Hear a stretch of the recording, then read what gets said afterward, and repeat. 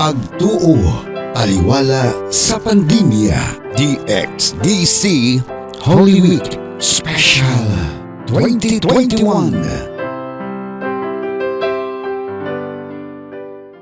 Ang kinabuhi lisod matag na, usahay puno kini og kalipay. Apan aduna usay higayon nga mag-atubang kita og problema nga halos dili na kita makabangon. Hinuon kining tanan adunay katapusan ug mas dali nato kining atubangon kung aduna kitay pagsalig sa Ginoo. Tanang problema, gamay man o dako, maoy susi aron atong mailhan ang Ginoo kung unsa kini maglihok sa atong kinabuhi. Busa mahinungdanon nga dili dayon mawadan og paglaom aron kini imong makuhaan og leksyon ug makatabang sa imong pagtubo. Kung doon na kay mga pagsulay sa imong kinabuhi karon, importante nga mosampit dayon sa Ginoo. Kini mo'y tambag ni Pastor Rexy Eric Cabulao, Senior Pastor sa Living Water Christian Fellowship, atol sa akong pakighinabi kaniya. Human as we are, no?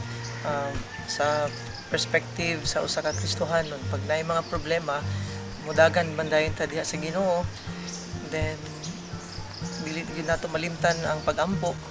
Pero usahay no mahitabo pud sa ako, even gani ako as Kristohanon. Kat sometimes try ko og buhat og ako ang mga sariling desisyon ba pag may mga problema. And then to the point nga last resort na si God. And then later on sa pag seek nimo kay God, siya ang last resort nimo sa imong mga problema. Ma-realize nimo ba nga dapat dayon ta atong una pa nimo nga nagkaroon kag problema, siya unta dayon ta imong unang gisik. So muna siya, dili lang siya overcome but at the same time learning food. So when we face problems and trials. Dugang tambag sa pastor nga mahinungdanon usab nga magpabilin sa usa ka komunidad nga moawhag og mudasig kanimo sa mga panahon nga mobati ka og kaluya aron matabangan og matambagan ka sa imong mga problema. Daghan kay mga maayo nga mga tao, kiyaw kayo nga mga ilang credentials ug ilang position diri sa kalibutan, but when it comes of trials, ang uban gani naghikog, ang uban nag-give up. So sa kuha lang para mataas akong patience, I should be in the community, where in the community nga nakita na ko sila nga nagstay po sila, taas pa nilang patience when it comes of trials. Kasi kung ikaw lamang gud isa sa imuhang trials, so wala kay community nga mag-lift up sa imuha, so it could be nga dugay ang coping nimo, mawad-an kag pasensya. Si Pastor Rexy dili sab-exempted sa mga pagsulay sa kinabuhi. Gumikan niadtong milabay tuig, nagkasakit kini ug nagtuo nga dili na siya maulian. Gi-attack ako ang body.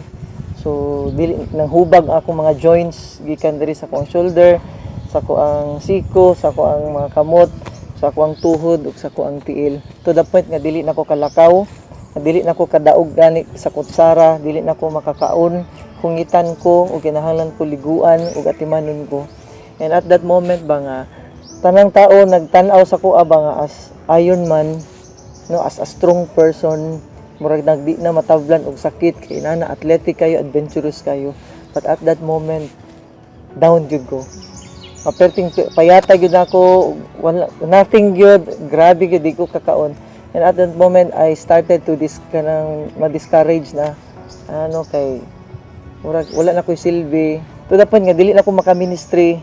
Naanad ko nga mag-visit, maanad ko nga maglakaw, maanad ko ay tanan grabe gid ang na-discourage gid ko. Outgoing kay ko nga person pero gipapuyo jud ko sa Ginoo for 2 months sobra. And then at that moment daghan kay ko mga realization gyud sa nako pag-overcome. So ang coping nako kay nakita na ko akong mga kauban nga mga Kristohanon ba nga nagkasakit pud para sa kuainan. So nangutana jud ko, nagsik ko sila ha. And then they advised me to stay focused on my faith rather than fear. Napag-iingon sa doktor nga maabot og 2 to 3 years ang healing process ako ang sakit. Pero I praise the Lord because only 2 months naka-recover ko dayon. And until now still recovering, and I praise the Lord for His grace. Karon nga nag-atubang kita og pandemya, mahinungdanon sab nga mas mulig-on ang atong pagsalig kaniya kay mao kini ang mga panahon nga gisulayan og samot ang atong katakos sa kinabuhi. Basa lang gid mo sa Biblia kasi the Bible will tell you, and the Bible will be the basis of your faith. At the same time ang Bible may makapa lift up sa imong faith nga magstay ka strong di sa imong relationship sa Ginoo. Kasi the world no karon grabe kayo ka-influential. Grabe ang voice of world. But you know what, the narrative, the story itself from the Bible will tell us a good message comes from the Lord. Kitang mga katawhan dili gyud malikayan nga madala sa atong mga emosyon, ilabi na kung grabe nga sakit ang atong nabati. Rason nga dunay tulo ka tips si Pastor Rexy alang sa pag-address sa mga trials sa kinabuhi. Number 1, God's Word. Naagyod diha ang number 1 gyud nga mo hatag og lig-on sa mga panahon sa trials. Second, prayer. So your devotion, your personal relationship sa Ginoo, your intimacy with God would help you to cope up no, sa imong mga trials sa imong kinabuhi. Ikatulo, be with the community nga mo'y maka-encourage sa mga nga magpabilin sa imong faith. Matag usa ka nato dunay problema dinhi sa kalibutan. Apan anaa sa atong kamot kung magpabilin kitang magul-anon o musalig sa Ginoo kay siya nasayod sa imong ginaagihan ug siya andam nga tabangan kita. Busa sampit kaniya aron magpabiling lig-on. Alang sa DXDC Holy Week Special 2021, kini si Radyoman Abby Bibera, tatak or amen. Pagtuo, taliwala sa pandemya. DXDC Holy Week Special 2021.